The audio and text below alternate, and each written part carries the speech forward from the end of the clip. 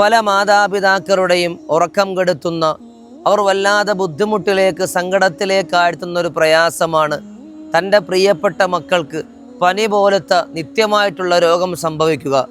പല മുതിർന്നവരെയും അത് വല്ലാതെ കിടപ്പിലാക്കാറുണ്ട്. ചില പനികൾ വല്ലാത്ത വിഷമം തന്നെയാണ്.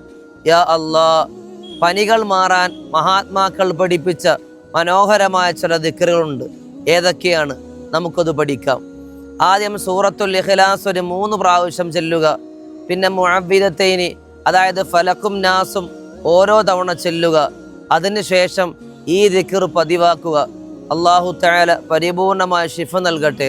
ബിസ്മില്ലാഹി അഊദു ബില്ലാഹിൽ അളീം മിൻ ശർരി കുല്ലി അർഖിൻ നഫാരിൻ വമിൻ ശർരി ഹർരിൻ നാർ. ഇത് ചൊല്ലി മക്കളെ മന്ത്രിക്കൂ. അല്ലാഹു തആല ഇതിൻ്റെ ബറക്കത്ത് കൊണ്ട് പരിപൂർണമായ രോഗശമനം നൽകി അനുഗ്രഹിക്കട്ടെ.